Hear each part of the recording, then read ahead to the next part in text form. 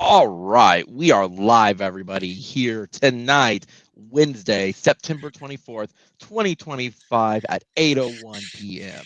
I'm your host, OUFlagGuy, and I'm joined tonight by my fellow co-hosts, Gavin and Swiggy.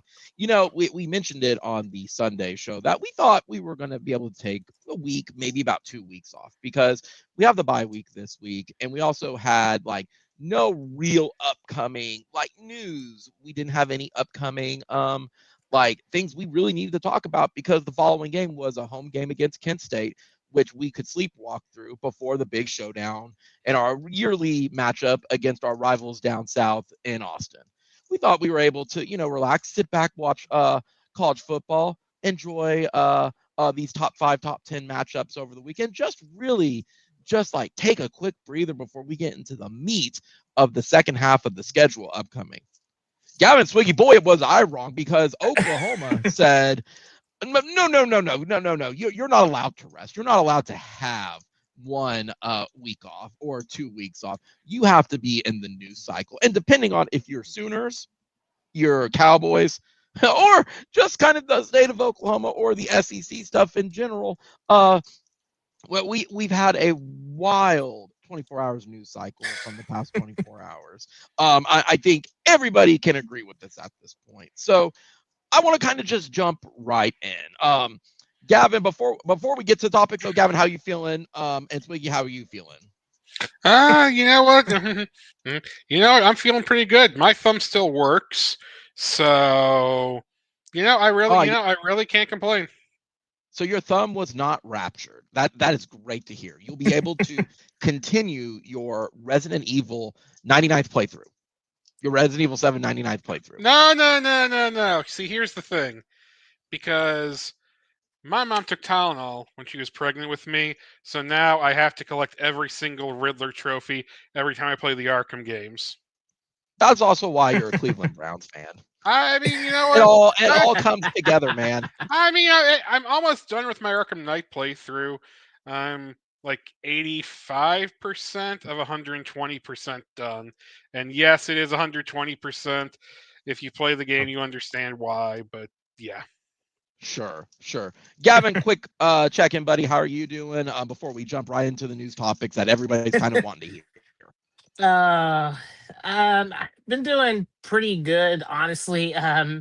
Been like I said, been crazy 24 hours, especially where I worked at. Getting all the crazy news that was going on, and I think I might have had a hand in Gundy's firing, honestly, a little bit. Because honestly, if that was how Trey Lamb competed against me again in that Gavin Rose Bowl that I had earlier in the year, I am so sorry, OSU fans, but it was, you can partly blame me for all of that, if anything. I mean, for all we know, Gundy could have been raptured too, and this is just the biggest cover-up we've seen. That's really what probably happened. So, gentlemen, thank y'all for joining me. I know, again, this was almost like a quick, for all of our views, this was a quick turnaround to get this one this week because we all had kind of different plans. I had dinner plans tonight that I had to push and to reschedule to last night to make sure we were able to discuss this while it is still relevant. So, Gavin, Swiggy, we have 3 topics, and I think I kind of want to start with the big one that I think all Sooner fans want to talk about. We got word yesterday, and there was rumblings. There was little chatter that John Materr was a little injured. He was a little banged up, and that he was going to need this couple weeks of rest and recuperation. I think we said on this live stream, hey, having played the first quarter or even the first series against Kent State, once you get the lead, get him out of there, get him rested up for Texas. We didn't really know going into it that no, John Materr is going to be out somewhere between anywhere from 4 weeks plus because he broke his thumb during the Auburn game. And I believe they said it was in the first couple series of the game. There's been pictures and videos that have been going around of an Auburn player, and to preface, it was not the Auburn's player fault. But No, let's put that it's out of life for now. No, it no, was just a everyone freak knows. accident. Correct, just unfortunate circumstances. But he was going up to block Materr, and you see Materr's throwing hand go against his arm like that, and you see him grimace in pain, kind of like the thumbnail in this live stream video.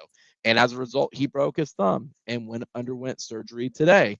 So Dr. Shin may be the MVP of the Oklahoma Sooners, and maybe the guy that was like coming up on the Oklahoma Sooners like intro video at home that there's only one Oklahoma if he can get Materr ready for OU Texas. Now, that all said, let's go back to the main topic at hand. Jokes aside, John Materr is going to be out for a undisclosed amount of time. Best case, and it really just comes down to what his injury is. People watching tonight, we don't know what the injury, like the extent of the damage. It could be something that is minor as a hairline fracture that could heal in just a couple weeks, and he's ready for OU Texas. And you'll know this when they have the WWE. By gosh, that's Materr's music with the steel chair as he comes out. But no, that's probably, to me, realistically, we also don't know what the damage is if he did to his thumb playing. Don't worry. Don't worry. Don't worry. I'm currently bribing some nurses to violate HIPAA, and because that's the best way to do it, because we need that info as 5 seconds before someone else gets it. So Exactly. So the current status, we just won't know, and we may not even know from Venables, as it seems like that he's keeping this kind of hush-hush to this point. You can take that as good. You can take that as bad. You can take this as he's focused on getting Hawkins ready. He focused on no distractions for it, but because you can't change it. Who knows for it? We'll probably find out here in the next couple days of what that looks like. As a result of Materr being out, that means Hawkins is QB1. And Hawkins, to me, realistically, the best case scenario, sure, Materr's back. What, Josh? What, Josh? You don't want to go out and get Nico? No, I do not. I'm just saying. This isn't the NFL. He's still in his train. Hey, UCLA has their transfer window open. We could just go and pluck Nico right now if we really wanted to. Nah, I'm good. That's like saying Oklahoma State's transfer window is open, which it is, but I don't want anybody from the roster. So right now, Materr is out for an undisclosed time. Hawkins is in. Realistically, 2, maybe 3 weeks, Materr may be healed. It may be longer than that. I'm walking in with the expectation that you have to be prepared. And I don't think he's going to be ready for OU Texas. I have no background info. I don't have any secrets I'm hiding or anything for it, just to be transparent. I think you just don't know the extent of the injury. So you have to assume that Hawkins is going to play in OU Texas. Now, that being said, depending on the severity of the injury, he might be on average, probably back, in my opinion, by Ole Miss. As a result of that, that's still a month of him out. If Hawkins could somehow or another get a W against Texas or get a W against South Carolina, your planned in season is not derailed. I'm not on the doom and gloom. I've had 24 hours to kind of digest everything to say it's not over at this point. But that's kind of where we're standing at the moment.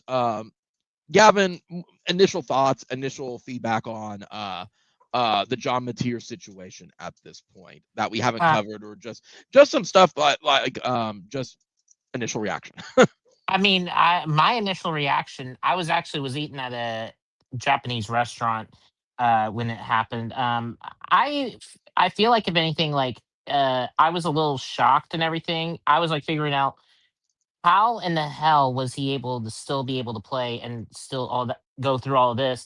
Because he was I think in the last 16 passes, he had 15 of them complete or something along like that, for 271 yards with a broken thumb. And I'm thinking to myself, adrenaline and the best painkillers and the best painkillers that any horse has ever had.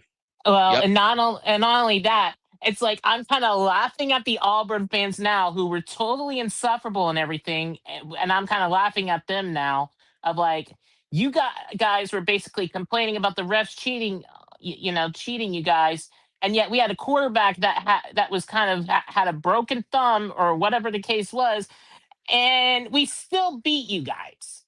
I'm thinking to myself, man.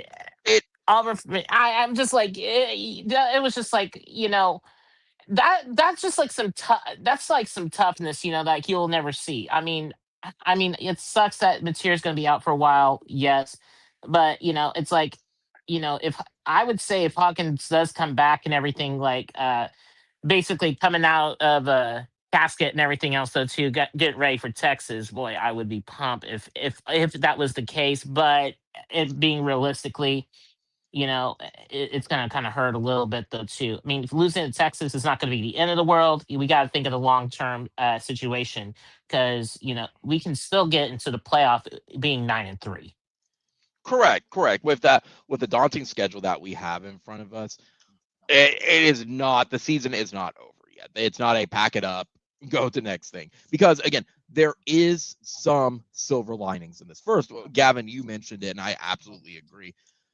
Materr got that dog in him, man. Like, if he was able to do all that throughout the entire game, getting the touchdown he did where he was extending the ball over to the goal line, being able to go, as Lemon had the stat up in the chat. Thank you, Lemon. 16-17 in the fourth. It also does kind of make sense why they focused, it seemed like, so much more on the run, even though it was not working. All the things line up at that point. Another kind of silver lining you can take from this, in my opinion, it's a double-edged sword, because yes, in my opinion, John Materr's Heisman campaign is done for the year at this point, unless he's out for a very, very, very short time. Flip side of it, if he's out for an extended time, that almost, I don't want to say guarantees it, but I would almost go as far to say it guarantees he's back next year at this point, because his draft stock goes down, Heisman chances go down. You have a good shot of retaining him for another year, if that was not already in the cards at that point. Swiggy, what's your initial reaction from it when you heard the news? What is your thoughts on Materr breaking his thumb? That hasn't been covered. Extreme Lilo and Stitch voice. Leave me alone to die. Yeah, I mean, it's not. I think all of us in Sooner Nation, Swiggy, went through the hopped in the bathtub, Pikachu used Thunderbolt moment before we collectively collected our thoughts and everything. It's not good. Now, I have heard rumblings that, and once again, I mean, take this as a huge grain of salt, that that there's a good chance he'll be able to go for Red River. I now don't mind you, this, nothing is confirmed, and this was before the surgery. So who really knows? I mean, the question is, how much does a human being need a thumb? That's a good question. But on their throwing hand, I would say like almost a detriment. But I'm not. Well, you know what? That's quitter talk, Josh. We don't do quitter. We're OU, damn it. We don't quit. And that's where I am. It sucks. It's that, but he could easily have gotten. He's a quarterback. He could have easily gotten concussion. He could have.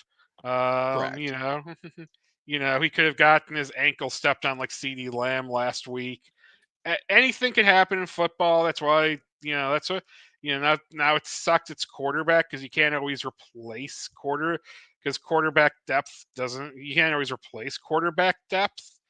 But, there's always the chance that this can happen. This is not something that we look at like, it's this is an impossibility to happen. I mean, we see it. You see it more in the NFL, where it's like a guy misses a couple games. We'll go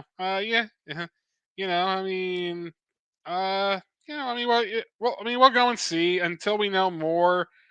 I would say to everyone, don't panic. We have plenty of time for that later. Correct, and I think, rolling into my next question at that point to y'all, a lot of people were panicking because, oh my gosh, Michael Hawkins is now QB1. He takes flight again as the quarterback. I'm not in doomsday mode, because if this was last year where we didn't have an offense at all, where Seth Luttrell was already showing that he was a complete failure as an OC by OU Texas. Well, hold on, let me back up real fast too. Something you mentioned, Swiggy, and you're very much right. It is part of the game.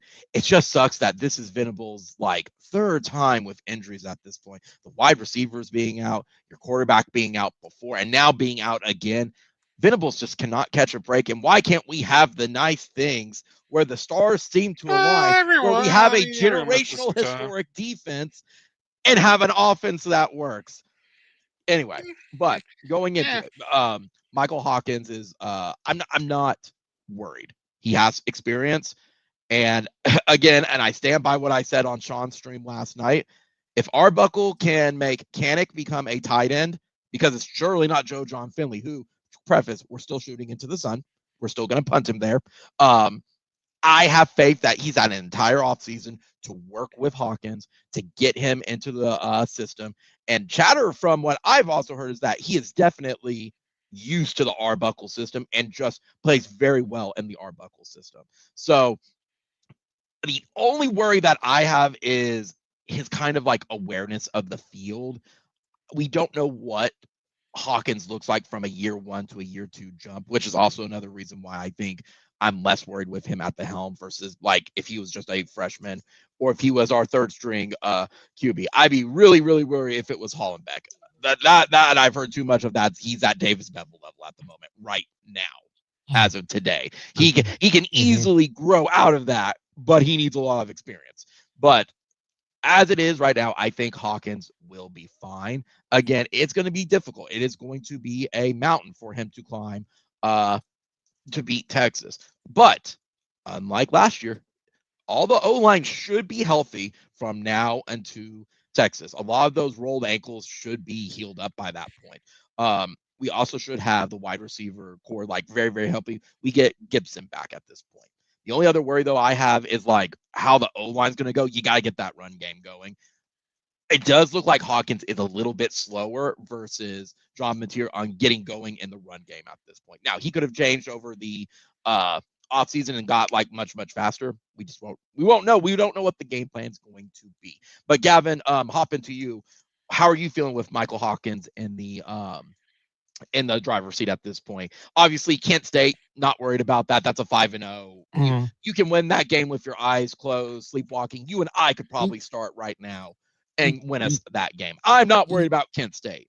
Texas is another matter. How are you feeling 3 weeks out from the big game before getting into the SEC meat grinder? I honestly feel pretty confident in everything. And it's interesting too, because it's something that Sean has mentioned though too, like Texas's O-line is not really been the greatest strength for the most part.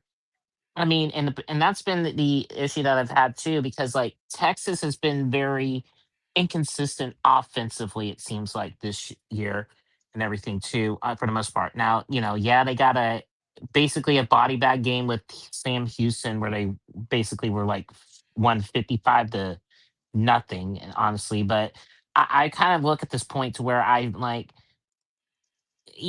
for the most part, it's without Materr, we can have a manageable game with Texas, if anything.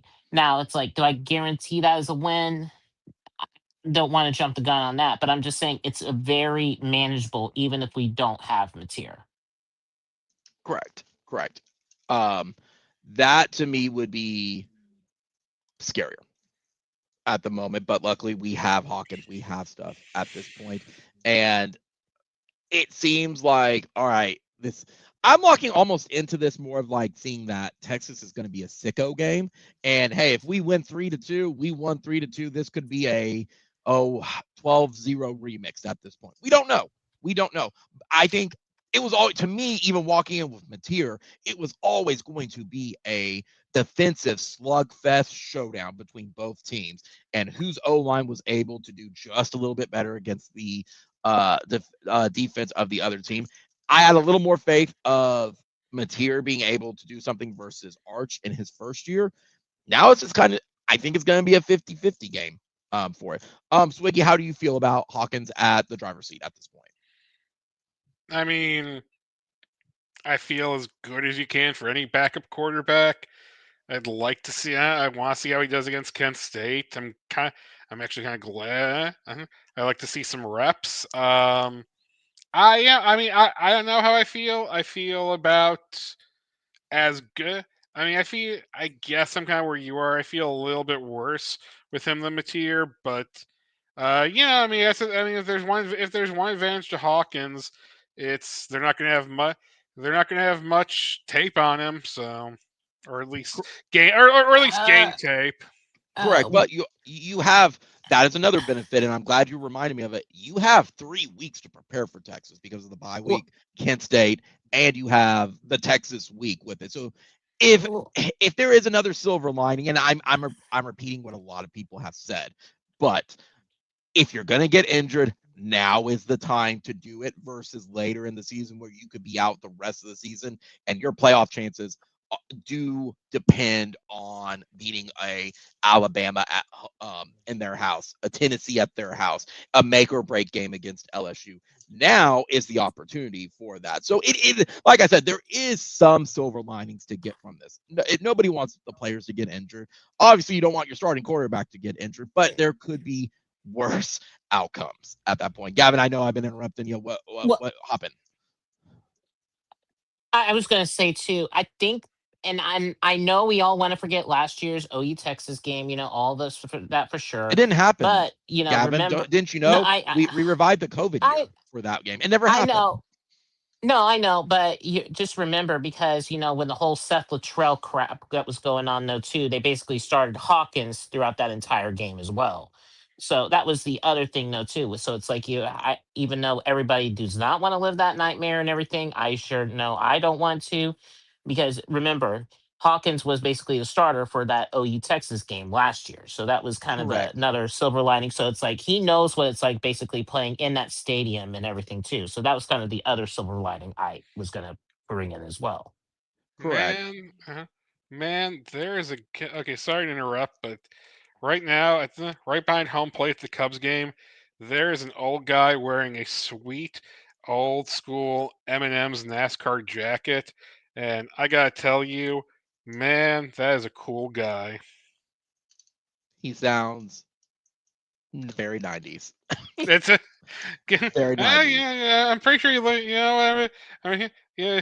You know what? This guy's lived through a lot. I'm just saying. Yeah. Yeah.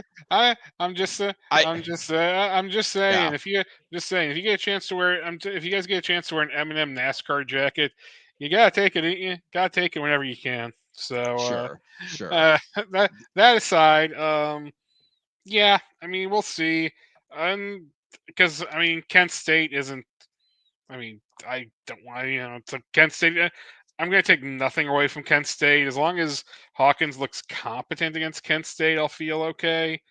But we'll just have. But right now we're in probably the worst mode we are right now, where we're just wait and see. Sure. So Well, and like I said, I have as of today, I have more confidence in Hawkins solely because obviously his family's been tweeting and like encourage. No, that's not it.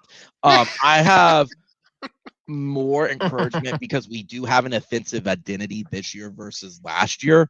And as well as like I cracked a joke in the chat, but I stand by it of man, with these injuries and the luck that Texas is getting, I'm kind of feeling how I feel in our fantasy league right now with everybody else having injuries and me just like, y'all need to stay away. Let my team win.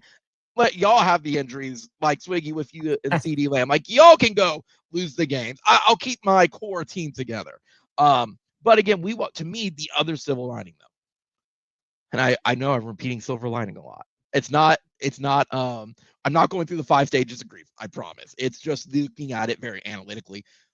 I still don't think we know what Texas and who they really are. They faced Ohio State in the first game of the season, and they've had 3 cupcake games since then, and they've struggled. To me, we will get a real read on who Texas is after they face Florida next week. I think that will give us the indication of knowing outside of like, yes, their defense is really good. yeah. I think we will see if Arch struggles in Florida, this game's up in the air for anybody if we have to roll with Hawkins at this point. And again, some people were saying it on the radio and stuff too. I was listening to. Well, if he's ready, do you think they're yes, they're going to play Hawkins if he's or Materr. If he is ready, he ain't skipping Red River. It does suck if he has to, and that he may only get one Red River, which would be a bummer. But if he's ready, they're going to play him. But as it is for now, let Hawkins play. He's getting the experience for it, and that's who we roll with for it. There's not really other updates than at this point. I'm okay right now with where we're at. If this is something like this is season ending, my tune would change immediately. Like, I think he can win some, but I don't think he can win others for it. But who knows? Look at 1985 when Troy Aikman went down. We got Jamel Holloway. I know different circumstances, apples and oranges, but you never know. Sometimes the dice just roll in your way at that point. But segueing from the Materr stuff, because I think we've I thought been pretty much. I thought it was cards that rolled out. Huh? It. If I missed the joke, I missed the joke. Yeah, you missed the joke. That's from the I'm one sorry. battle. That's from the one battle after another trailer. If I wouldn't know that one. Yeah, then never mind. Yeah. Then never mind. But yeah, sorry. No, you're fine. You're fine. No, let's actually talk about something fun. Right. We could, for Texas, put Kanik in the Wildcat. I think that's a brilliant idea. No, let's talk something fun with it. Let's talk a little more OU stuff, and then we'll jump into more of the college football world stuff with it. Because in addition to the Tuesday news dump or Friday news dump on a Tuesday at this point, we also got the SEC schedule revealed for us for the next 4 years. On Monday, it was leaked of who our permanent opponents would be. And those permanent opponents, looking at the screen right now, you would see it is Texas, obviously, Missouri, which kind of seems to be a common sense one, and Ole Miss for whatever reason. Hold up. What? I have something to say about this, and it's important here. It is. Let me see. It's 8:28 p.m. and Texas still sucks. No. It's let's see here. Yeah. Let's see here. Let's see here. Yeah, Ole Miss is really disappointing. We don't have anything in common with them or our fans, so that doesn't make a lot of sense at all. And so that's unfortunate with so many great teams we've played for so long, especially from our SEC West years. But that's unfortunate. Oh, sorry, I was quoting Lane Kiffin there. Sure. I mean, I mean, look. The problem is there's no way to give everyone 3 great rivals, and as much as we'd like it, I mean, I'm also 100% sure that what the SEC is going to do is there's going to be some shadow rivalries, like for whatever reason, like for Alabama LSU again. Okay, if maybe not, maybe they'll be more fair about it, but it's just Ole Miss hit someone open, and OU's the one who got with Ole Miss, so that's kind of how I see it. Swiggy is we're the new kid on the block. All of our rivals were out of the Big 8 or Texas. Obviously, the Texas one, they made that a super priority because not only is it a neutral site, it has to occur at a certain time of the year. And they mentioned that in the live stream reveal yesterday. Texas was a given. Missouri, it seemed like that was a given too. Like, hey guys, you went both to the same school before. Why don't you guys play each other? I mean, I guess. I think it's nobody else wanted Missouri, which kind of left number 3 for us. I mean, to be fair though, I'll say this about Missouri: we are close to Missouri, so it's not like Yeah. Yeah. I mean, really, ideally, it would be Arkansas, Mizzou, and Texas, but I mean, yeah, it's not even a new kid thing. It's just we don't have SEC rivalries. Yeah, we don't correct, have and that's what it comes down to. Is like, as a result of that, we are kind of have that like variable that okay, if we have to give OU somebody, they can be stuck with anybody. I didn't think we were going to get LSU. I know a lot of people but both schools basically said we don't want to play each other on Thanksgiving. Like that seemed like the consistency for that. So I'm not surprised on that. LSU has to play Arkansas. If you, I mean, heck, LSU even lost the Bama game because they wanted Ole Miss and Aggies. So that's not. I mean, so that's not a. So I mean, that was always a pipe dream. I mean, I'll take Ole Miss against Mississippi State, or maybe I should take Mississippi State. It's unfortunately it's one of those things where you have to fit round pegs into square holes sometimes. Correct, and we this is just lost what out happened. on that. It's I mean, if we're Yeah. gonna protect Texas, like you're gonna, unfortunately, again, new kid on the block, we're gonna get stuff that we just don't have connections with at this point. Yeah, I yeah. mean, unless you Yeah. consider like our education is like 49th and 50th with Mississippi, and I like mean, look both at team starts with an O, if them I'm, being Ole Miss. I mean, hey, I'm, we're I'm, cooking right now, but I mean, Yeah. if I was the Aggies, I'd be annoyed too. It's like, why do we have to play Mizzou just because we came in the SEC the same time together? which is absolutely funny because it seems like nobody wants Missouri at this point. Mind you, they're nuts. They are insane, but nobody wants Yeah. them. They're just the generic team that just seems kind of meh. But looking at the rest of it though, with Ole Miss, I figured as well like we weren't going to get Texas A&M because based on some comments that said they were picking some border states and trying to do regionality, I'm like they wouldn't give us 2 Texas schools. That would be a disservice to OU. I ruled out Texas A&M. So that left me with Florida, Arkansas. Ole Miss came out of nowhere, of course, so I didn't think it would be Ole Miss. I thought it was going to be Florida because we have more ties to Florida with the Orange Bowl so many years before, and I figured that would be great for recruiting. Same thing. I was like, well, if it's not Florida, it'd have to be Arkansas because it's a bordering state. It's right there, and it kind of creates our own little mini West. Like we don't have to travel nearly as wacky wild. Even with like the region being so close anyway. It's only a 3-hour drive to 3.5 drive to Fayetteville from like Norman. Yeah. I'm surprised Ole Miss, and I keep hearing like the Grove was. I'm like, I guess if that was the reason for the tailgating, I guess. Are they expecting like Ole Miss is going to be a cupcake game here in like 5 years, 4 years, and they're just throwing us a bone like early? I don't know. Like, I mean, I there's think no connection with Ole Miss. It is I what mean, it is. Lane's. I know Ole Miss fans aren't No. happy either, and I was just like, I mean, they you want to go accept back. it. They're like, why don't you guys just go back to your own conference and take Texas, Missouri, and A&M with you? And I said, I'm sorry, old piss, but you're stuck with us forever. Alexa, play Boomer Sooner forever. It's a yeah. I mean, it's a yeah. I mean, yeah. I mean, ideally, but I also think, but I do think that. I mean, Lane's good. I mean, I think Lane. I mean, I'm honestly surprised Lane's still at Ole Miss. He might just be, but he might be, but he might be waiting to see if DeBoer fails at Bama and then takes it, and then he gets an offer. I don't think it's Bama. I think it's Florida. Could be Florida too. Yeah. Could be Florida. Yeah. Yeah. But again, with the permanent rivalries though, I'm not surprised with Texas, Missouri. Surprised with Ole Miss, but it is what it is. At least we got.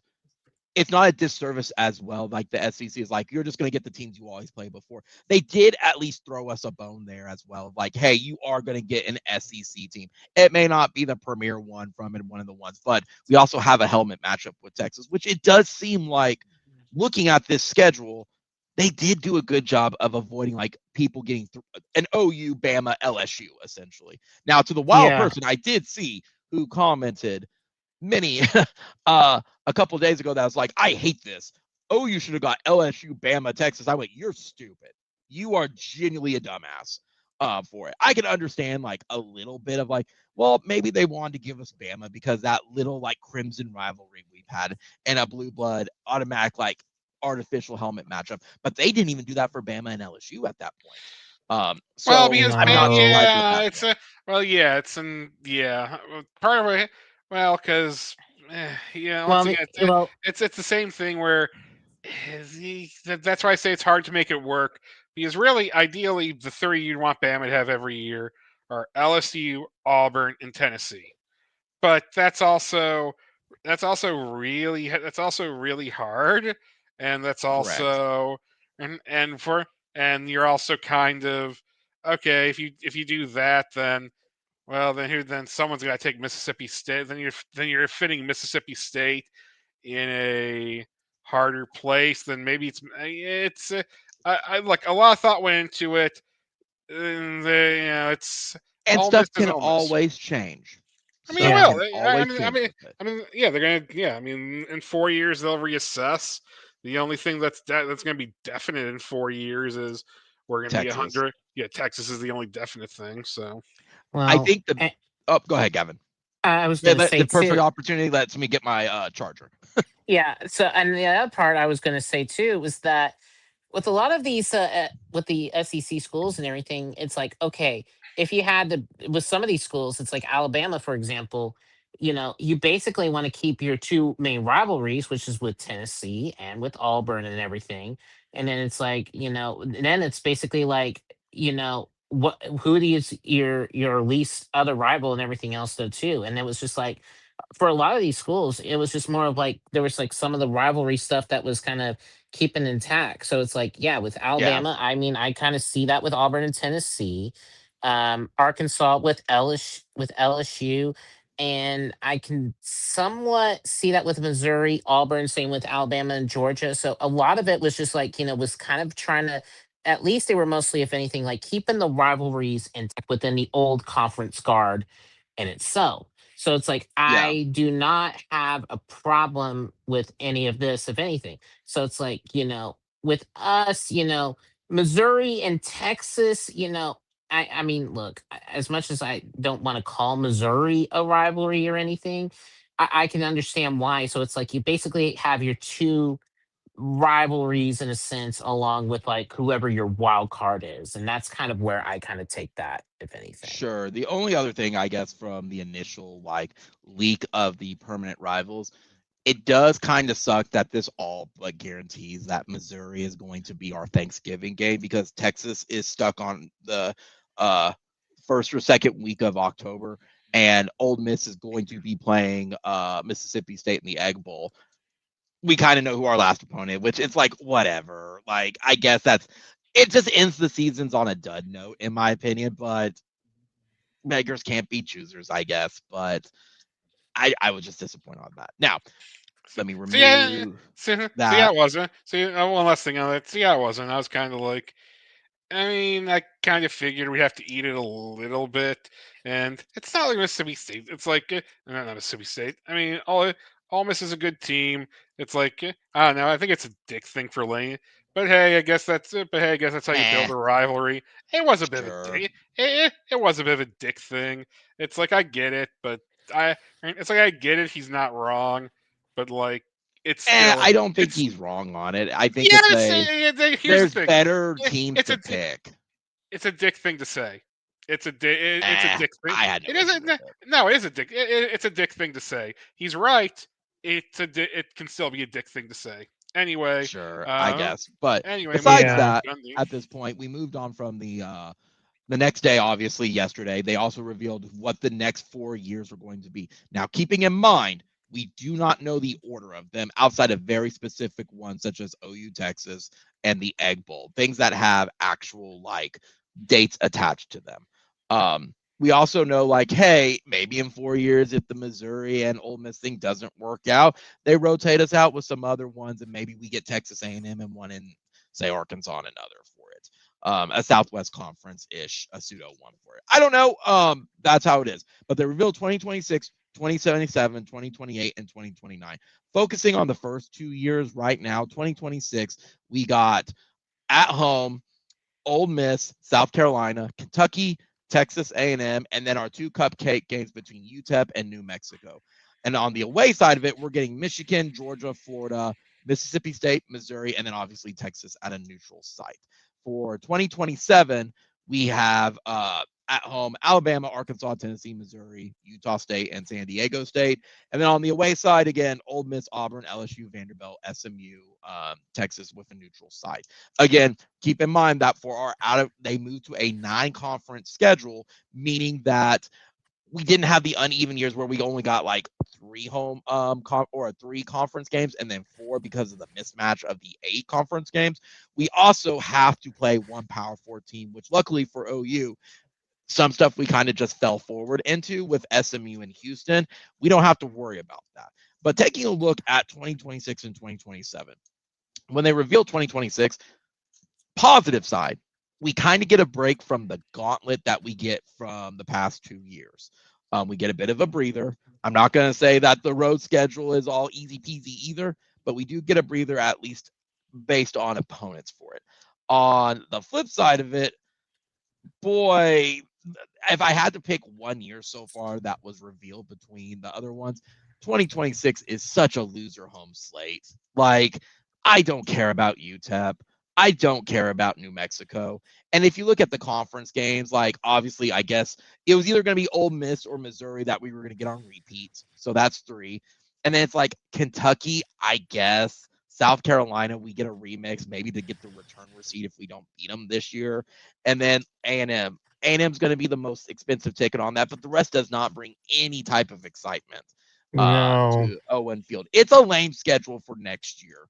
I really wish they would have, for the home slate I'm specifically talking about, I really wish they could have switched out like Kentucky with Arkansas or Kentucky with, say, like Vanderbilt, like something where we're just looking for. I don't know. It's just it's just a lame schedule. That's my initial gut reaction. Now, like I said, for people who have all the money in the world and can travel to the road games, Florida, Georgia for the first time in Athens, and Michigan, like that's a great away slate. Like I almost be like, I'm trading the home ticket so I can go to the away games for it. I know Sean's happy because he's going to go to the Gainesville game next year, like because that's only an hour and a half from Orlando on like good days of traffic. Like that's great. Yeah. For it. So I'm going to kind of take it by little chunks with it. So 2026, Gavin, initial gut reaction for 2026. I mean, honestly, home slate's not really going to be something I really am going to be hype about because at least I don't want to say we'll be undefeated at home, but that's kind of what it almost feels like. If It's anything, a Big 12 schedule. It basically is. And then you basically get the SEC road test, if anything, for 2026.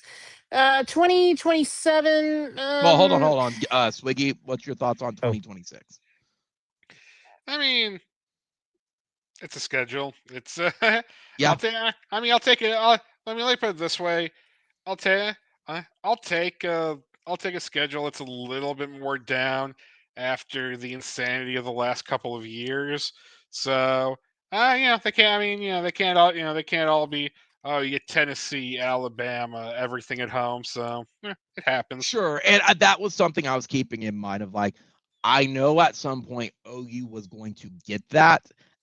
You could have avoided a little bit if you changed out like a South Carolina or Kentucky. I agree. I agree. That was the one downside with that was one downside with how front loaded our schedule was the first 2 years in the SEC, because looking at it, we were going to get a piece of Texas's schedule, and unfortunately, it's the piece. Fortunately or unfortunately, the way you look at it, it's the piece where it's okay. So things aren't as bad. So that's life. So sure. And I also, walking into when they revealed the schedule, I was I am absolutely giving the thumbs up. We're all in our prayer circle with Materr. Like, you will get better. As Sean has cracked the joke, would someone throw him a sensu bean? But going back to the schedule, I knew they were going to mix it up a little bit. It wasn't just going to be a flip flop because that just wouldn't have been fair.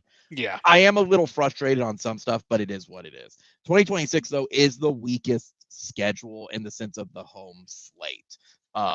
Again, A&M's going to be the hot ticket solely because we owe them a belt to ass whooping from 10, it'll be 11 years ago. 2010. 20 years. That's 15 years ago.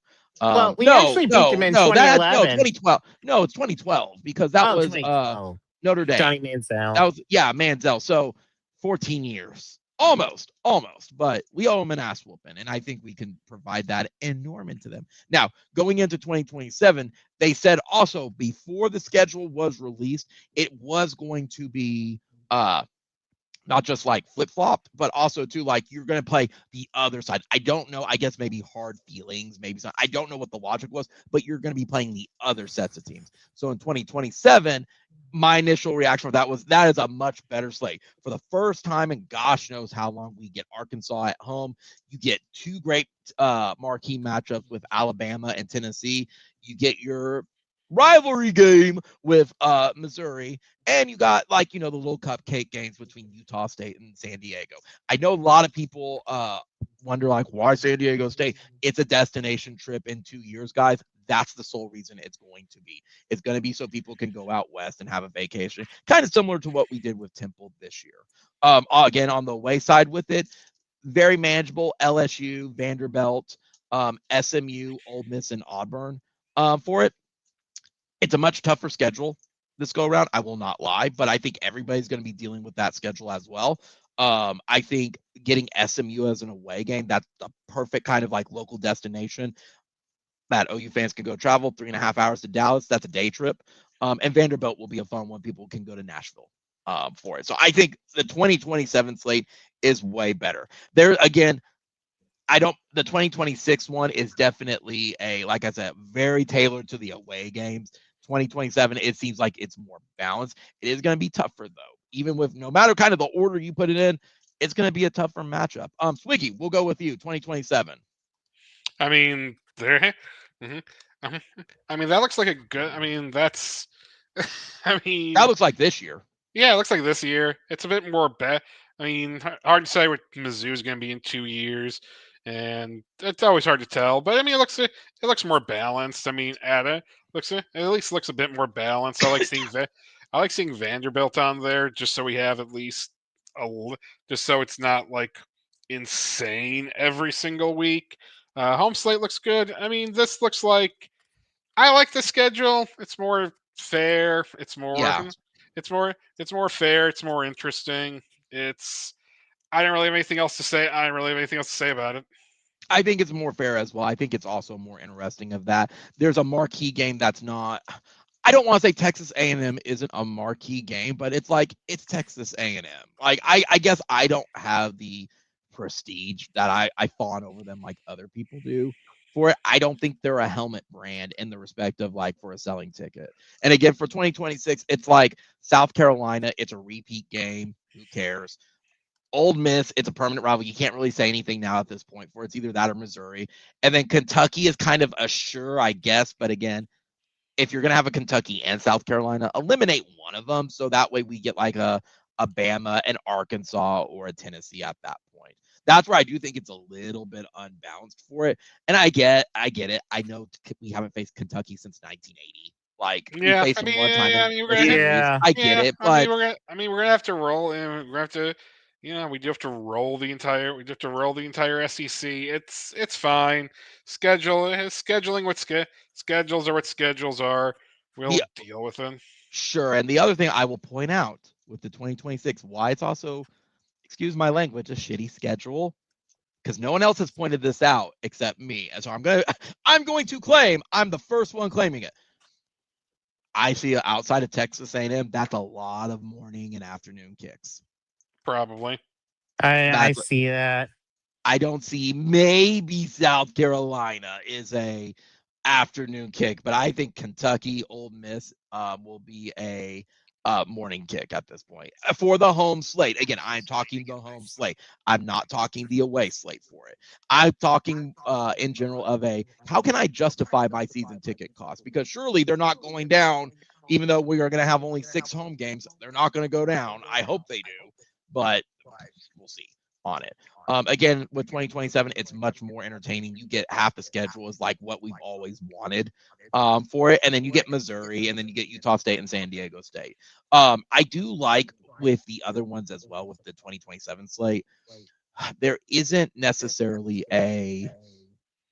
how do I want to say this? There's not something where it's just a skip game like a Kent State where it's you bring your kid to the game. Yes, you could qualify San Diego or Utah State for it, but there's not the FCS game for it like that. You don't need to go. No. Because even I'm looking at like the 2026. I'm just like, well, either UTEP, I'm guessing, is probably going to be it, or it's going to be New Mexico is going to be the first game of the season. Okay, I'll go to that. That's one guaranteed. I guess I'll go to Kentucky. I've never seen us beat them, so that's 2. I want to see us beat South Carolina in person, so that's 3. It's more by proxy type of deal. I've seen us beat A&M. Like, I've seen us in the largest crowd until that TCU game in 2017. That's why I'm just not excited for A&M unless it's like a top 10 matchup at that point. So that's 4. And then New Mexico, I don't care. And then Ole Miss, like, again, by proxy, just we play them this year. Like I could live without not seeing them again for it. 2027, I will say, boy, that is a gauntlet one with getting Alabama, LSU, and Tennessee. LSU getting that on the you get a combination. You do get one at home and you get one or two of them at home and you get one on the road. But boy, that is you get some 3 tough matchups with it. And I mean, I think they'll be ready. And last year, I'm sorry, I'm bouncing around with it just as I'm seeing through my notes. I think next year though is the biggest one. In addition to this year, depending on how the rest of the season goes, you have a great opportunity to get to Atlanta next year. That schedule just favors Atlanta. For it. But yeah, 2027 again. It's I think you get Vanderbilt on the road, you get SMU, that'll be fine. And then you get really LSU, Alabama, and Tennessee. Arkansas is starting to look like the cupcake game, but I think everybody's just kind of wanting that game. So overall, I think it's a better schedule. I think, Gavin, I asked you about 2027, correct? What your thoughts were? No, you have not. Oh, go ahead. I'm sorry. Jump right I in. was just gonna say, yeah, it was just. I was just saying, like 2027. I think that's probably going to be the toughest gauntlet, and I think probably going to be the most balanced throughout. If anything, to where nothing's really going to be much more guarantee. If anything, because it's like I can see Bama and Tennessee. Those I think would probably be the more tougher competitions. Being at home, honestly, LSU.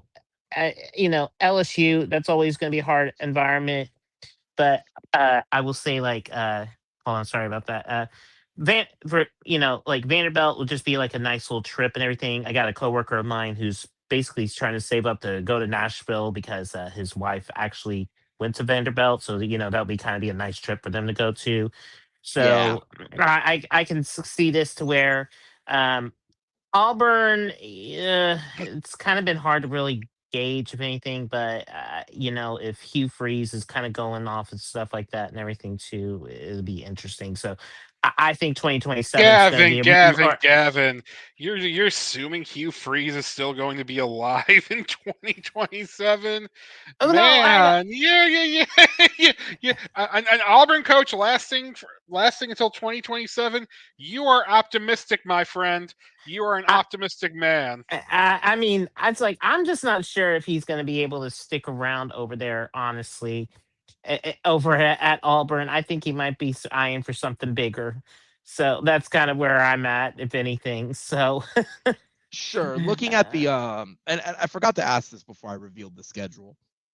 Looking at the schedule, was there any games in particular that you were most excited for, that you were hoping that we would get in the first 2 years, that we would get either at home or away, an opportunity for you to go? I know for sure I wanted Arkansas in some capacity at home, and then Vanderbilt like on the road. So because I have friends out in Nashville that I'd like to go see. I'm a little bummed it's not split with it, but it's like I'm saving money, especially if it's 2026. I'm not going to be able to make all those road trips. So it's like saving money 2026. 27 is a little more expensive.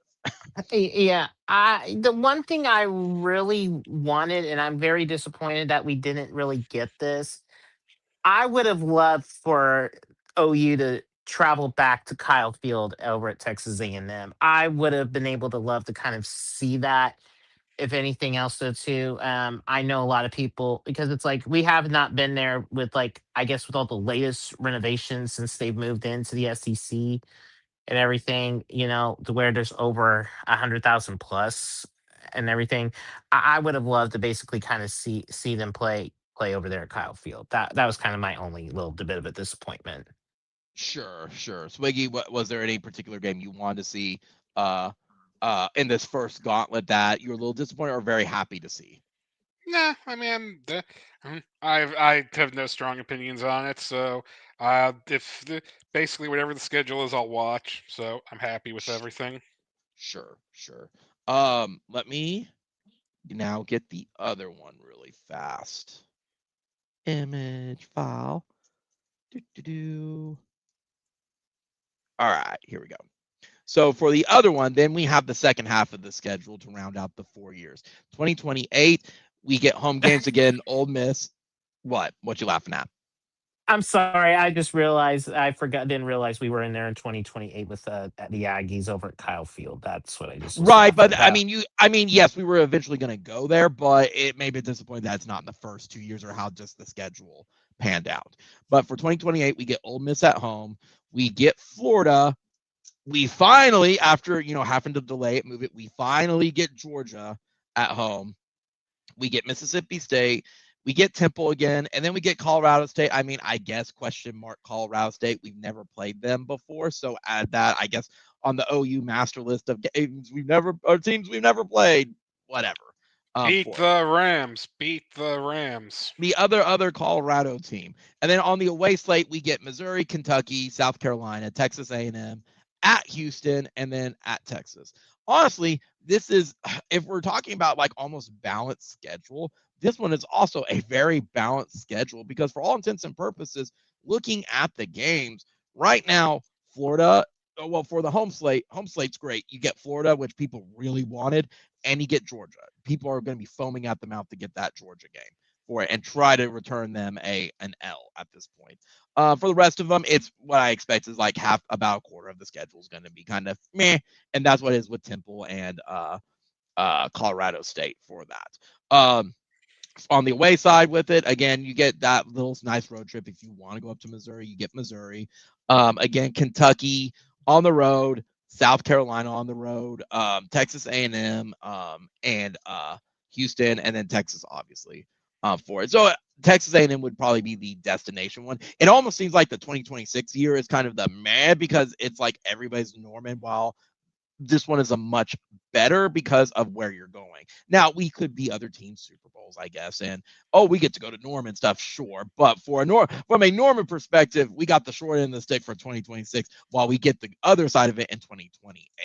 I really liked how this turned out as well. You get interesting matchups at home. There is some destinations to go for on away. It's overall to me, this is a very balanced and perfect slate for it. Gavin, any particular thoughts for 2028? I'll say like 2028, I think would probably be the better home slate, honestly, in my opinion, especially with Florida, Georgia, and you know, and especially with the fact that we get both Mississippi teams, in a home game and everything. So I will say, like, I think this is probably good, and it's a very manageable away slate as well. Sure. And unlike, like I said from before, definitely night games are on the menu for these ones. Same thing with 2027. I see a lot of night games for 2027 unless we just stink. Swiggy, excuse me, any initial reaction for 2028? I mean, that's a good schedule. I mean, that's a solid schedule. It's a tough schedule, but it's at the very least, it's an interesting schedule. Sure. And I think too, the good part with this one is really outside of South Carolina, you have a very favorable like travel schedule too with 2028. I mean, you could say Kentucky, I guess, but Kentucky's maybe a 2-hour flight for it.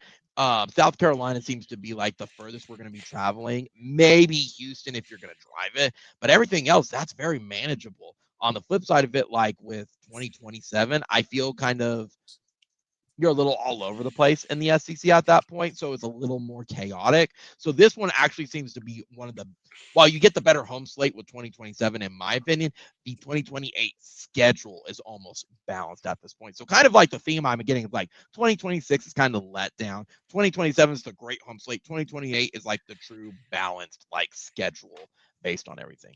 And then we round out the decade at 2029. We get Auburn, LSU, let me scroll down to my notes. We get Auburn at home. We get LSU at home. We get Vanderbilt, Missouri, Nebraska, and an unannounced cupcake. We do not know who our cupcake game is going to be for that year at this point. So that's the little crazy part is we don't get a little one. We get to two tune-up games. We only get one because we get Nebraska at home for it, or we're playing on the road, or it could be a 7 game. However, that's going to work for that. We will get another tune-up, but who knows what it could be. It could be Colorado State we're traveling to. I don't know. 1, 2. No, I don't know. I don't know because we do go to San Diego State. I'm sorry, I misread my notes. We fly to San Diego State for that one. So we only get one cupcake game at home, but you get Auburn, LSU, and Nebraska. That's also a great home slate. That is night game galore. And then the gauntlets away schedule, you get Ole Miss, Alabama, Arkansas, and Tennessee, and San Diego State. Again, not nearly as wild as the gauntlet will be this year at with Michigan, Georgia, and Florida. But man, that that return trip to Alabama, that's going to be intense. The return trip to Tennessee will be intense. Arkansas is going to be up the road, but we haven't played at Arkansas in years, so that's going to be a hostile crowd. At that point, Ole Miss is going to be Ole Miss, and then San Diego State destination trip. So, Swiggy, final thoughts on 2029? We are going to play some teams, and we are going to win some games. Sure. Gavin, 2029. I'll probably say maybe outside of Arkansas, that's probably the toughest road stretch I think I've seen in a while, actually. I mean, until next year with Georgia, Alabama, or Georgia, Florida, Yeah. and Michigan. Yeah, yes, of course. So, but I think that's pretty good competition right there for 2029, though, in my opinion. Yeah, I think, like I said, that what I like is seeing like there's at least 2 or 3 like destination, like if you want to travel to them, like destination trips. But the home slate also, it's like 2028. You could pick out easily Florida and Georgia are going to be the night games, are going to be the most desirable tickets. 2029, you can also say that LSU, Nebraska, and maybe Auburn are going to be the most desirable tickets for that game as well for it. So overall, like I said, I think the schedule, they did their best to balance it. 2026 is the letdown year unless you're on the road. 2027 is definitely, to me, the most like exciting home slate. 2028 is the balanced one, and then you were kind of return in 2029. If I had to pick though and leave Auburn out of it, LSU and Nebraska for sure for it. So, but that is the conference slate, and all of it's also going to depend on what order they put everything in, and what what the schedule will be if we're doing stuff back and forth. If it's going to be like 2 games back to back, who's going to be before Texas, things like that. Who are we opening up with? So we'll find that out, and we'll find that out later, probably in the season, if not in the spring, just so the SEC can have another hour-long show of this is who we're going to play in week 1 type of deal for it. So again, I'm indifferent for it. We're going to be playing every team. I would have changed a little bit of stuff around for it, but again, outside that first lame year, everything's looking good. And who knows? In 2029, maybe we don't get Missouri for Thanksgiving. It may be Nebraska. Who knows? Our real rival, like our second real rival for it. So we have about 30 minutes, guys, for it because I wanted to cover. I wanted to dedicate any final thoughts on the SEC schedule from both of y'all. No. I think I think we're gonna have more analyzation as we get closer. Now, I want to get to the final topic of the day as well, because Oklahoma probably had one of its busiest like news cycles this year. It's kind of wild, like Gavin, especially for you, like how wild the news cycle has been this year. What with the Oklahoma City Thunder, John Materr, depending on what happens with dumb Ryan Walters, like how wild everything is. We also had another one that unfortunately even they played second fiddle to John Materr and his thumb and the Rapture at this point, because lo and behold, after 20 years there, Mike Gundy was finally let go from Oklahoma State. Mike Gundy has been there since he inherited the program, since Les Miles went to LSU. Yes, I know. It's been a hot minute at that point. And kind of since then, Mike Gundy has definitely raised the prestige of the program. I think anybody would be insane if they tried to argue that. I know some people have said top 25 team, maybe a top 40, maybe 45 if I'm reaching for it, but he made the program a respectable program. However, just like they say in The Dark Knight, you live long or you die yourself a hero, or live long enough to see yourself become the villain. And that's kind of what happened with Mike Gundy. As the years started to go, you see him starting to fight with the administration. You see him starting to fight with the fans. You saw him not wanting to do his job of recruiting, and he didn't want to embrace the modern trends of college football with NIL and the transfer portal, whether you agree with it or not. That's the game and the system we live in. You have to play to that system. Yeah.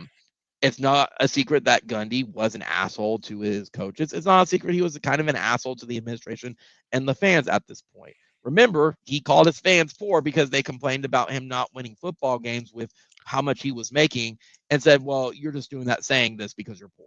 Oh, so, the fans that are attending the game, that's cool, dude. Or, that time he embraced, it's just cool. Drunk driving, that's cool. Like, Gundy started to get off the rails to me several years ago at this point. Oh, and yeah. I'm not surprised that Mike Gundy got fired. I'm a little surprised that it was midseason, but when you think about it, if he lost the locker room and the admin is against you and his comments based on Monday of like, I'm going to be here, and as well as like the buyout not going down below 15 million, like for another, how many ever years for it, you might as well rip the Band-Aid off now and start the rebuilding process. There is nothing. Well, the thing was, like, what did Gundy bring to the table? He wasn't recruiting, and he wasn't winning. Like, Oklahoma State collapsed last year after beating Tulsa, and then Tulsa beat him this year. And a game where Tulsa very, very much kept trying to give the game to Oklahoma State. Sure. No one's selling, not and trying to especially insult with the Tulsa backup too quarterback too. Yeah. Yeah. And they had 2 weeks to get ready for that game. That's the crazier part. And they were not able to. What's wild too is like with Gundy getting fired, the transfer portal opens. There's nobody on the roster that's worth a damn. It's a trash roster. And what's crazy too is that one of the top recruits here in the state was actually committed to Oklahoma State, which was Keelan Jones's son, by the way, KD Jones. He basically went ahead and decommitted after basically Mike Gundy getting fired too. So now, Correct. that opens his recruiting because, now Keelan has interest in not only with OU, but even within Alabama and even some of the other Power Fives as well. So that's also something, Correct. to kind of keep an eye as well. So this, it could be a benefit, too, to see KD Sure. coming back to the Crimson and Cream. I don't know. I think we already processed him and like evaluated and we weren't interested in him. I think that's why they were able to get him in the first place. I think other schools now, we maybe with our wide receiver situation and stuff before, maybe they reconsider for it. But as far as I'm aware, it's like they just didn't care. He didn't bring any type of excitement for it. That's why they passed on. Now, that said, again, that could all change for it. But where does this right now? I think the biggest bummer for if you're Gundy is those however he's going to meet with Kale, those are going to be very awkward like holidays now. Like, well, we both got fired by our alma maters. That's going to be a bummer. But more importantly, it's like, well, he kind of tarnished his reputation for it instead of going out on his own terms, which he had several opportunities to do. Let's not pretend like this hasn't happened before. He had at least, I know of 2 before to go out on his own terms, and he didn't. Like Bob and Nick Saban, instead of remembering them for the great coaches they were, it's he was here for too long and kind of drug the program down with it. Yeah. We're going to be dealing with that.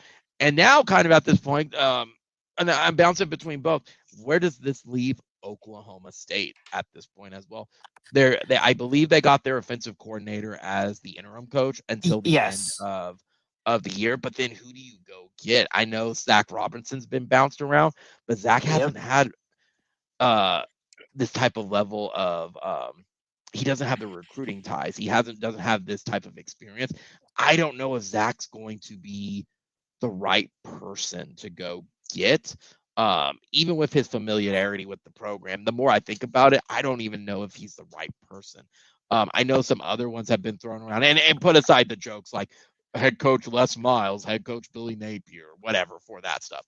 The jokes aside with it, I just don't know who you go get. And I know for sure, like if OU fans are worried, no, Arbuckle is not going to leave. They would put a bag on him, like because the big thing not for Oklahoma State.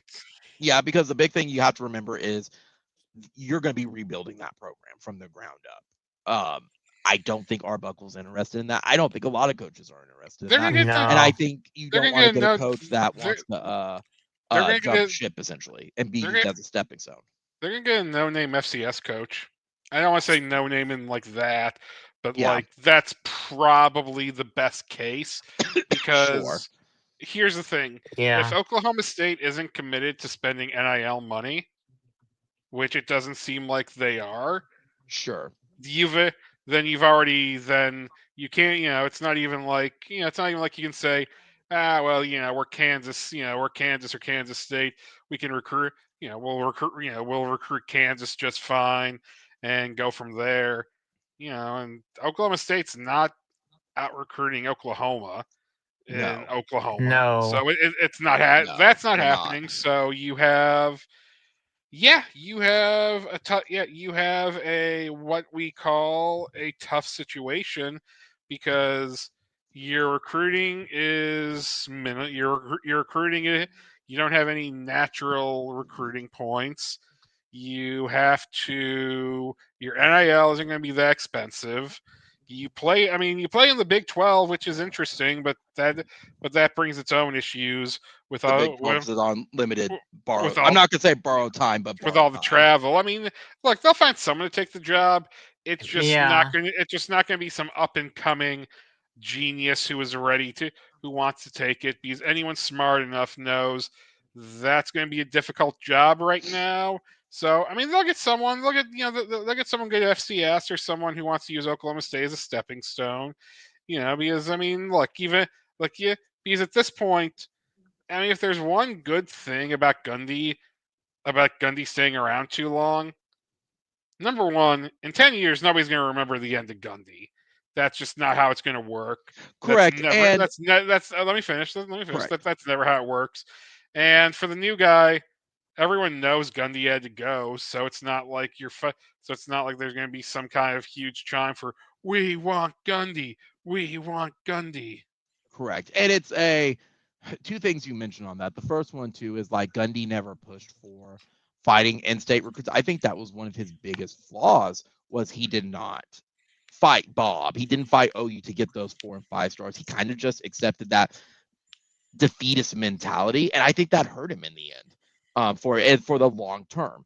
The flip side of it is I think they did have an opportunity a couple years back to get a coach that I think could have done a lot more at the program, and it's Kansas State's head coach. I genuinely believe he would have been the perfect fit for Oklahoma State. Let Gundy ride off into the sunset and go fish and do whatever he wants to. But that's not meant to be. And unless they're going to go poach somebody, which I don't think they have the funds to, I don't they're think kind they of really stuck. do. I don't think so either. I think also the flip side of it, I think, look, if you're Mike Gundy, there are worse ways to go out. Then you're probably going to get the field named after you. You're going to get a statue, and you're leaving with $15 million taxed. Like, there are worse ways to be like left in a situation. I wish And I could have a buyout of $15 million. Y'all wouldn't see me ever again. I'd be like, all right, guys, I'm going to go play video games from 9 to 5. Peace. yeah, I think what was really surprising, and somebody in my work was was mentioning this earlier today though too. I think the surprising was it was kind of part of the timing because if you would have been able to fire somebody, you should have. It would have been done like maybe like either on like that Saturday after Tulsa or Sunday. It was kind of ironic because it was like they allowed him to do his radio show and his press conference on Monday Oklahoma and State, everything. Oklahoma State has no leadership.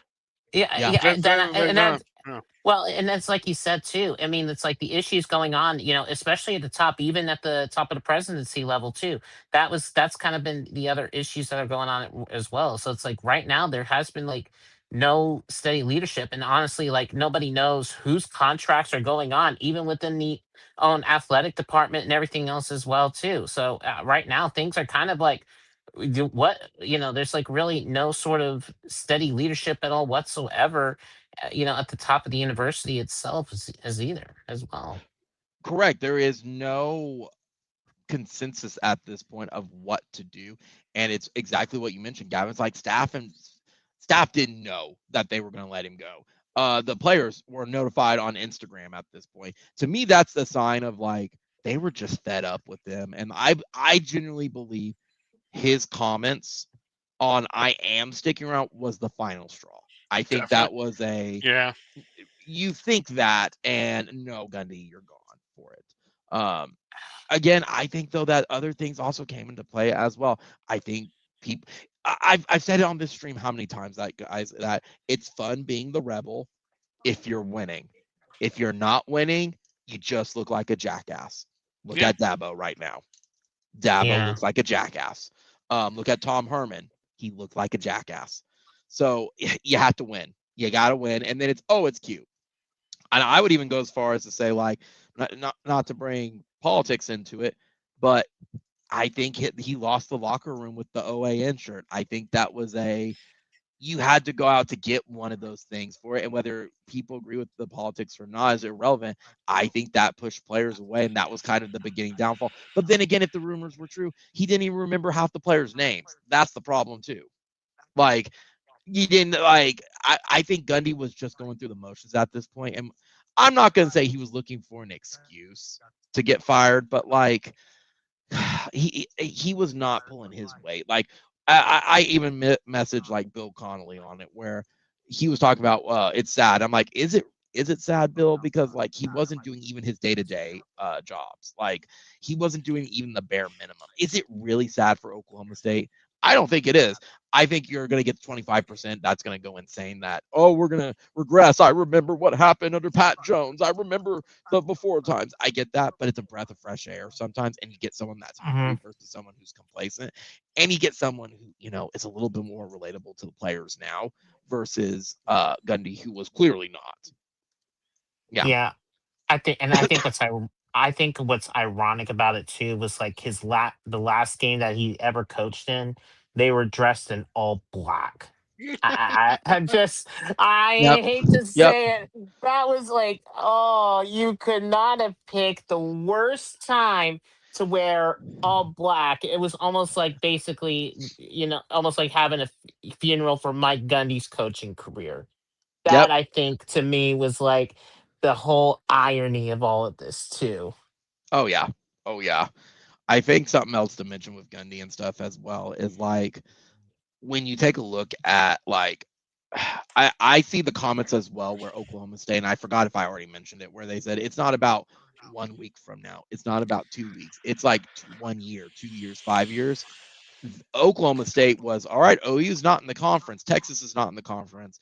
You should be able to be at the top of the league. They're not asking you to win it, but they are saying, hey, you should be able to take control. And that basically fell apart as OU left. I think they sold their souls to beat us in the last Bedlam with Gundy in it.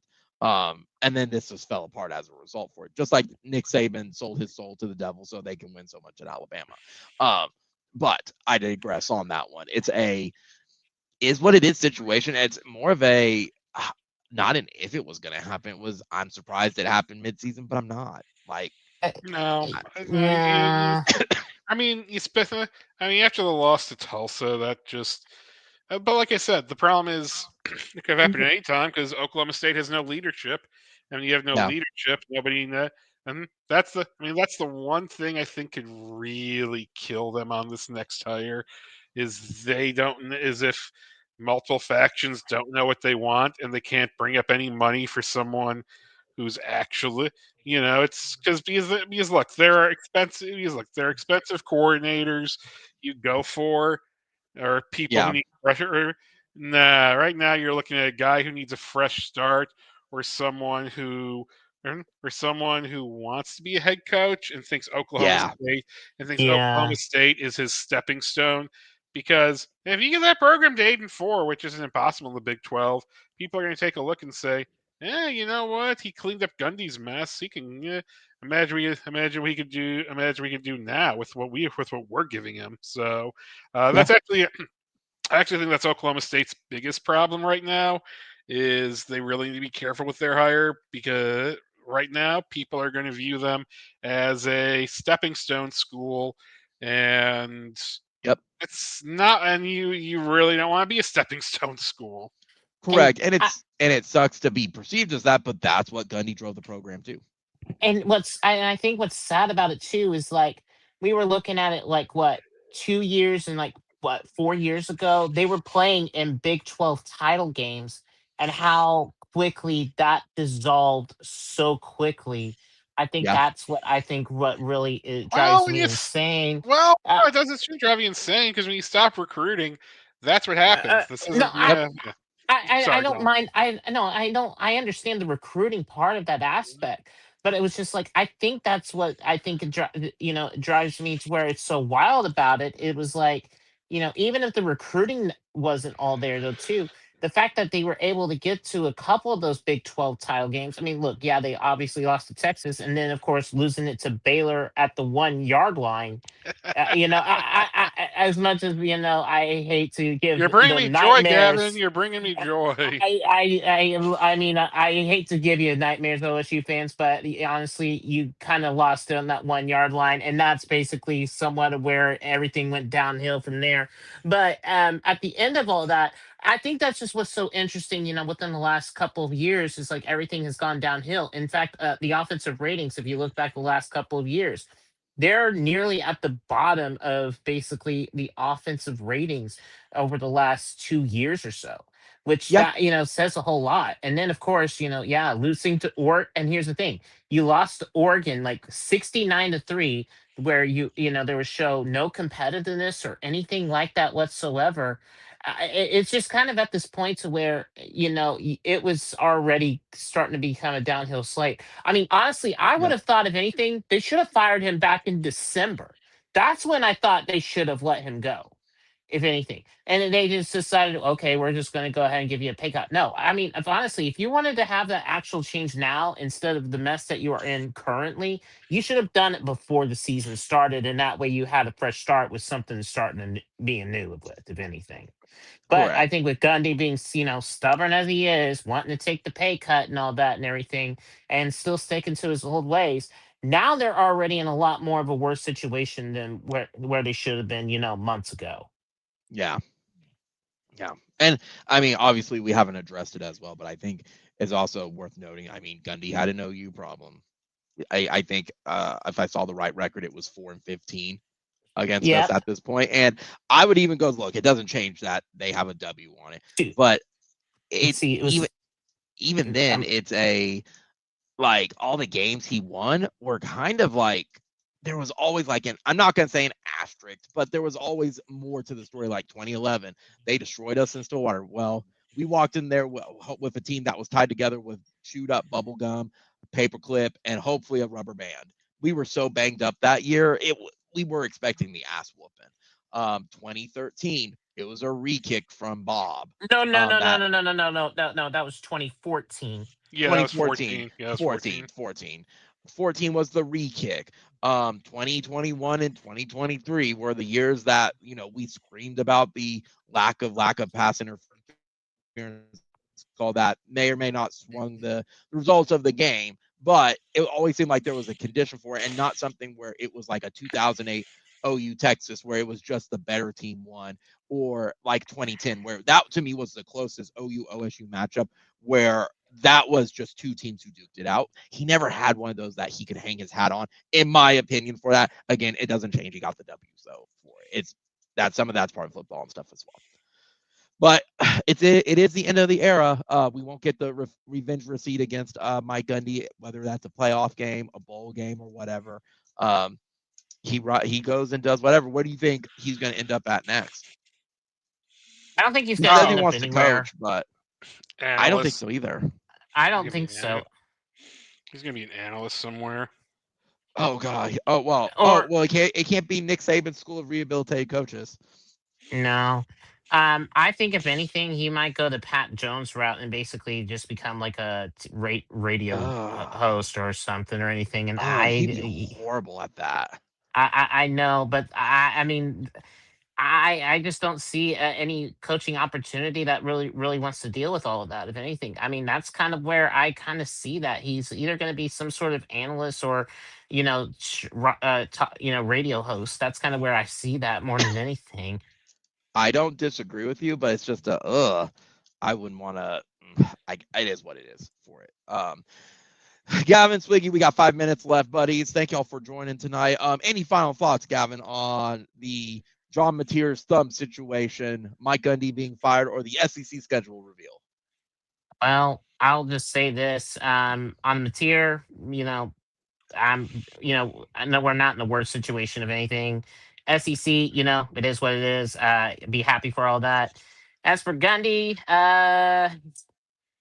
yeah, I'm just gonna just say, if anything, if you want to just blame anybody, you can probably blame me, because I was laughing about this, Josh, because I texted you as soon as I was getting all the information over at work and Yeah, everything, and it was just like I was like, I had this gut feeling, if anything, of all this was going down. I thought it was just going to be like, oh, they're going to just say he's going to be ending at the end of the season or anything. And I was like, no, it was happening now.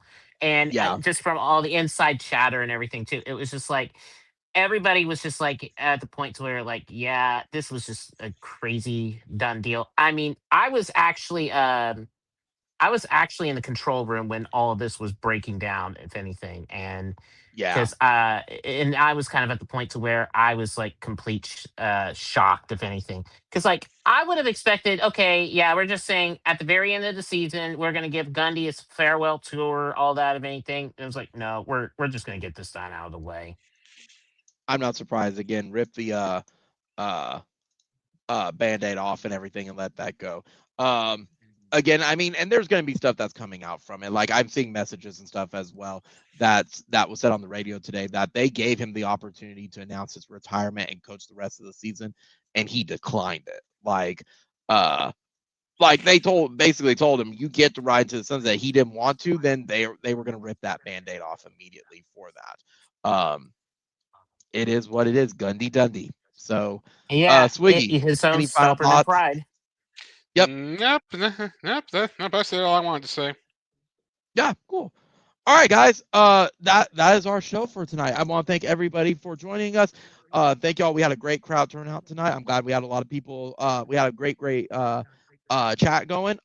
Guys, again, thank you for joining. Be sure to comment, rate, subscribe, like, hit the notification bell. You know when we go live or when I upload a video. Again, we won't have a show on Sunday unless there is an emergency reason to. We will not have a show on Sunday. We might have a preview show on Wednesday, but we're just going to kind of play it by ear to see what the updates are and what that will look like for the next week, as well as for like what it looks like going into Kent State at that point. I wouldn't be surprised if we don't have something until like a little bit before Texas, but we will see. So again, guys, thanks for joining. All John Materr, I hope you get a lot better. Speedy recovery. Would love to see you on the sidelines for 2 Red Rivers versus just 1. Boomer Sooner, guys. There's only one Oklahoma, and we'll see everybody on the next OUFlagGuy live stream. Later. Peace out.